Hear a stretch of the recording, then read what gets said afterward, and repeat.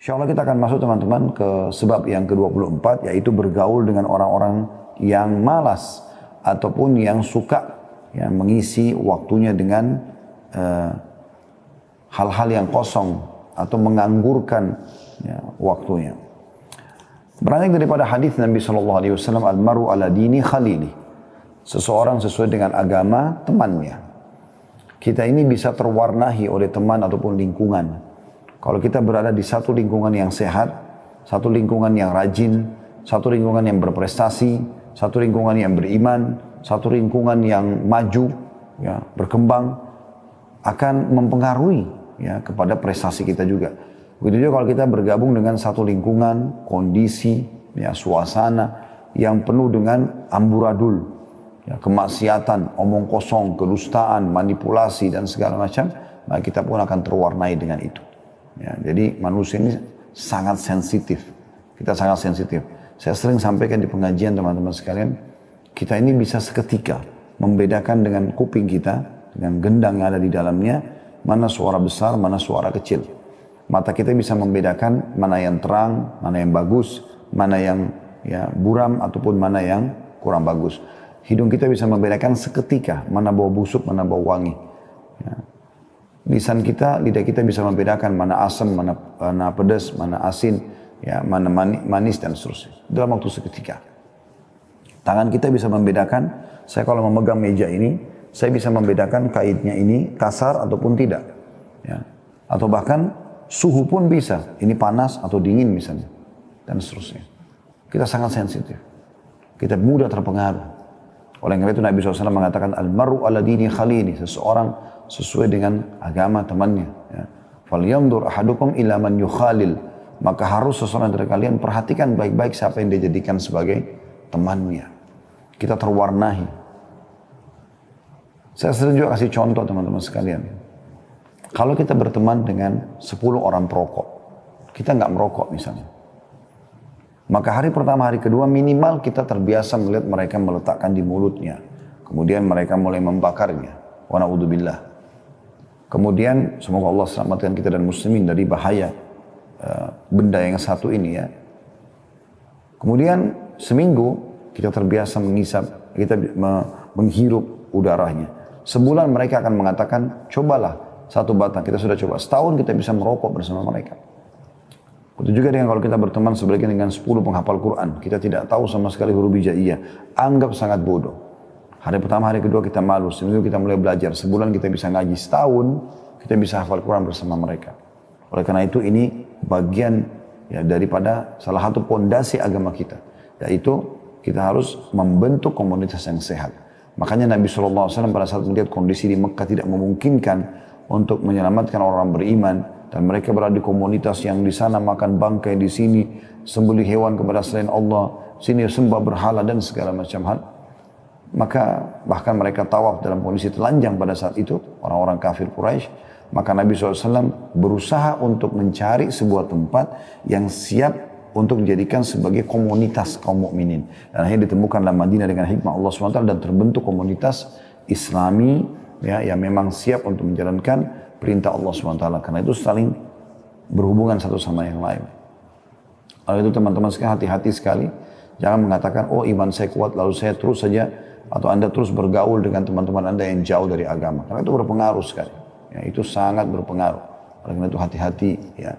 Banyak sekali hal yang bisa dijadikan contoh. Bahkan kita makan sedikit pun awalnya misalnya kita berteman dengan teman yang banyak makan, kita juga akan banyak makan bersama dia. Pengaruhnya luar biasa. Pengaruhnya luar biasa. Nah, salah satu yang membuat iman lemah itu adalah bergaul dengan orang-orang yang malas. Malas beribadah, malas bekerja, tidak produktif. Dan ini bahaya. Kalau dia sudah menjadi sebuah kebiasaan atau pola, sulit sekali dia untuk keluar dari sifat malasnya itu.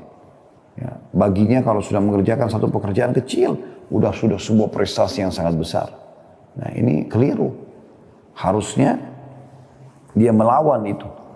Karena Nabi SAW pun berlindung dari sifat malas. Wa'udzubika minal al-kasal, al-ajzi wal-kasal. Ya Allah selamatkan aku dari al-ajiz itu kayak orang yang vakum, ya, kasal, orang malas. Maka Nabi SAW selalu berlindung dengan itu. Supaya jangan sampai masuk dalam kategori orang ini. Makanya agama kita adalah agama yang bergerak. Agama motorik.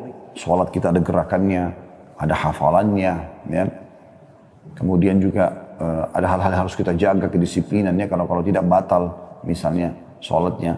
Itu juga dengan puasa, itu juga dengan haji, itu juga dengan jihad, cari nafkah, dan segala macam hal yang sudah kita tahu sama-sama tentunya teman-teman sekalian. Oleh karena itu, hati-hati sekali bila berteman dengan orang-orang yang tidak produktif, malas, suka, menganggur. Ini nggak boleh. Kita sedang tidak membahas orang-orang yang di PHK kemudian tiba-tiba jadi menganggur, bukan itu. Tapi kita sedang membahas memang orang yang dasarnya memang dia menganggurkan dirinya. Bukan orang yang berusaha, enggak. Memang bangunnya telat, bekerjanya juga, iya kadang-kadang kalau dia ingin, kalau enggak ya sudah tidak bekerja dalam sehari, tidak produktif. Cuma pikirin makan apa lagi, minum apa lagi, kamar mandi, bolak-balik di situ saja. Dari tontonan ke tontonan ini, akhirnya habis waktunya pada hal-hal yang tidak bermanfaat. Kata penulis di sebab lemahnya iman ke-24 di halaman 126 dari buku yang sedang kita bahas, bergaul dengan pemalas mempunyai pengaruh yang sangat besar terhadap sikap konsisten atau istiqomah. Karena manusia sangat mudah dipengaruhi oleh temannya. Jika teman pergaulan adalah seorang yang memiliki kemauan dan cita-cita rendah, maka ia akan terpengaruh kepadanya. Maka janganlah engkau bergaul dengan orang yang memiliki kepribadian rendah, karena akan menjadikan kamu hina bersama orang-orang yang hina. Seorang mukmin sejati pasti akan mencari seorang teman yang dapat mendekatkan dirinya kepada Allah atau Tuhannya dan dapat membantunya dalam urusan agama dan dunianya. Itu sifat orang beriman. Subhanallah, Allah subhanahu wa ta'ala memastikan ada seorang tokoh Quraisy. Rupanya orang ini teman mainnya Nabi SAW. Seingat saya namanya Uqbah bin Abi Mu'aid. Ya. Sampai diistilahkan oleh sebagian ulama, kalau Uqbah ini adalah manusia yang paling celaka dan terhina sebenarnya. Kalau Anda belum tahu kisahnya, dia salah satu tokoh Mekah. Dan dia sahabat Nabi SAW dari kecil. Pada saat Nabi SAW dinobatkan jadi Nabi dan beliau mendakwakan, persahabatan Nabi SAW dengan Uqbah masih berjalan. Subhanallah, berjalan waktu, dia mengundang Nabi SAW makan ke rumahnya. Maka Nabi SAW ingin sahabatnya masuk Islam. Lalu Nabi SAW mengatakan, saya tidak akan makan Uqbah sampai kamu syahadat. Bukan memaksa, tapi Nabi SAW sedang berharap sahabatnya masuk Islam, masuk surga gitu. Maka Uqbah mengatakan, sudahlah Muhammad, ini undangan makan. Kata Nabi SAW, tidak. Kalau kau syahadat baru saya makan. Seperti biasa sahabat dengan sahabatnya ngobrol ya. Maka Uqbah pun syahadat. Tersebarlah satu Mekah pada saat itu. Kalau salah satu tokoh Mekah, Uqbah bin Abi Mu'aid, masuk Islam. Kebetulan dia juga punya persahabatan, kalau saya tidak salah, antara dia dengan Umayyah bin Khalaf atau dengan Abu Jahal, Amr bin Hisham ya. Abu Jahal namanya Amr bin Hisham. Salah satu dari dua orang ini, seingat saya, kemudian mendatangi Uqbah lalu berkata, hai Uqbah, apa kau sudah tinggalkan agamanya nenek moyang, betul kau sudah murtad? Ya, kau sudah masuk ke agama Muhammad? Dia bilang tidak. Lalu bagaimana dengan kisah syahadatmu? Dia bilang, saya undang Muhammad ke rumah. Dan sebagai tuan rumah saya malu kalau saya tidak mengikuti kemauan tamu. Maka kata sahabatnya, kalau tidak salah, kalau bukan Umayyah, maka Amr bin Hisham atau Abu Jahal mengatakan, kalau gitu buktikan. Saya mau sekarang kau buktikan, kau datangi dia, di mana Muhammad sekarang sedang berada dekat Ka'bah, lalu kau menyatakan kalau kau bukan di dalam agama Muhammad dan ludahi muka Muhammad. Maka Uqbah pun pergi ke sana. Kemudian dia melakukan apa yang diminta oleh sahabatnya yang kafir tadi. Apa yang terjadi pada saat itu? Allah SWT turunkan firman-Nya, ya, yang menceritakan tentang keadaan orang ini nanti, Uqbah ini. A'udzubillahi minasyaitonirrajim. Wa yawma ya'addu adh-dhalimu 'ala yadayhi yaqulu ya laitani lam attakhidh fulanan khalila. Dan pada hari kiamat nanti orang zalim itu, maksudnya si Uqbah ini, akan menggigit tangannya. Dan dia akan berkata, coba seandainya aku tidak menjadikan si fulan sebagai sahabatku. Laitani lam attakhidh fulanan khalila laqad adallani 'ani dzikri ba'da idh ja'ani. Dia telah menyesatkan aku setelah datang kepadaku peringatan. Ya. Jadi dia menyesal persahabatannya dengan orang soleh. Nabi Muhammad SAW ya, itu dia tinggalkan demi untuk melakukan persahabatan dengan orang yang menjauhkan dari zikrullah, dari iman. Akhirnya dia masuk dalam neraka bersama dengan teman-temannya yang kafir itu. Ingat teman-teman sekalian, kalau ada orang yang di sekitar Anda, orang-orang fasik, orang-orang fasikah, laki-laki yang buruk, perempuan yang buruk, jauh dari agama, kemudian mereka menjanjikan sambil mengatakan, nggak apa-apa, buat aja nanti saya yang tanggung. Ketahuilah itu kedustaan besar. Mustahil dia bisa tanggung. Karena Allah SWT mengatakan dalam firman-Nya, "A'udzubillahi minasyaitonir rajim, wa la taziru waziratul wizra ukhra." Tidak akan ada orang yang menanggung tanggungan dosa orang lain. Tapi yang ada adalah, yang benar, kalau dia mengajak seseorang, si A misalnya mengajak si B berbuat dosa. Bukan berarti, lalu si A mengatakan kepada si B, udah buat aja saya tanggung dosamu. Bukan berarti betul-betul kalau si B berzina, si A yang tanggung dosanya. Bukan itu.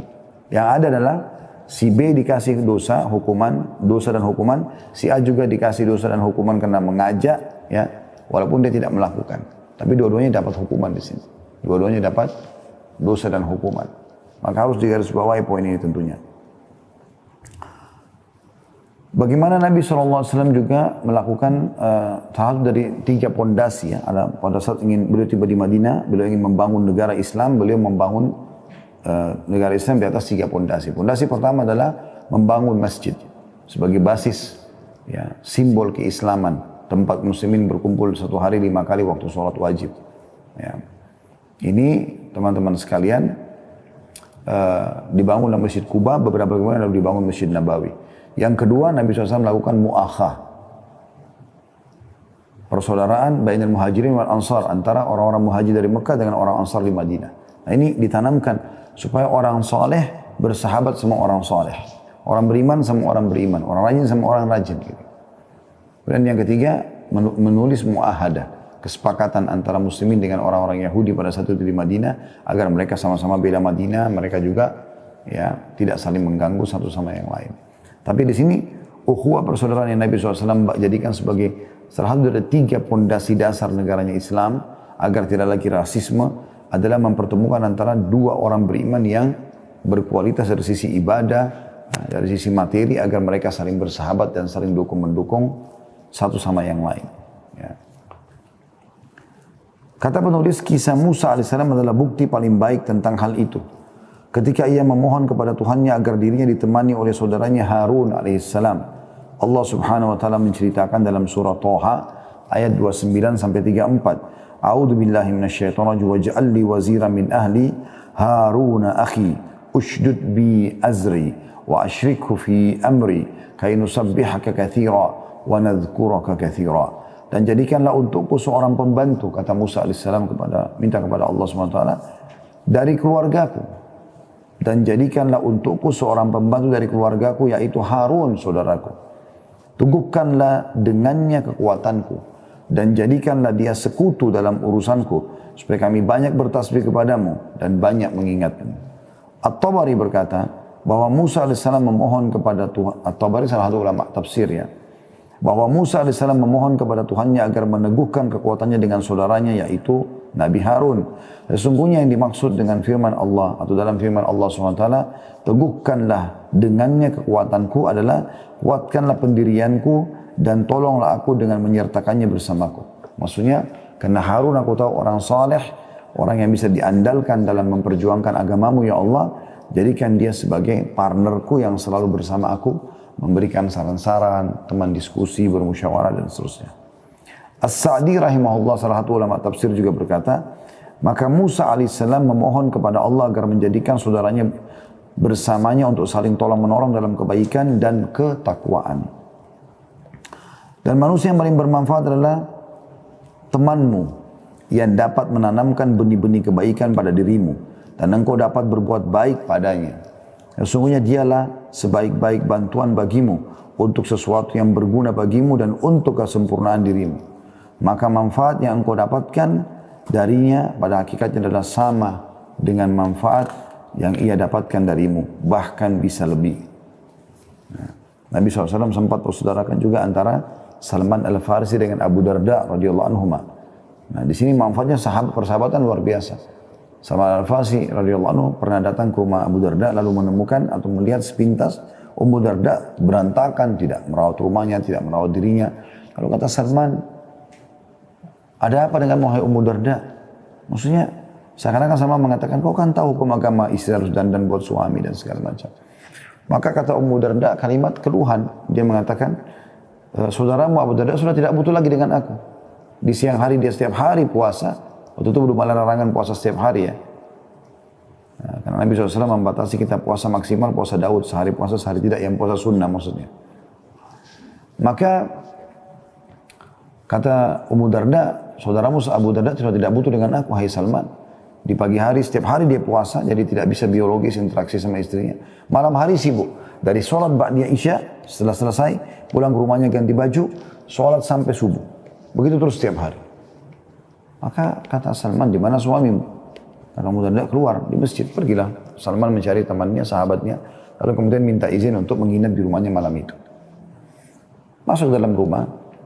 Setelah saat makan malam, tiba-tiba saja Abu Darda masuk ke dalam kamar, keluar sudah ganti baju, ingin sholat di ruang tamu rumahnya. Seperti tradisi dia setiap malam. Maka Salman tanya, ya, mau apa ya Abu Darda? Kata Abu Darda, saya mau sholat.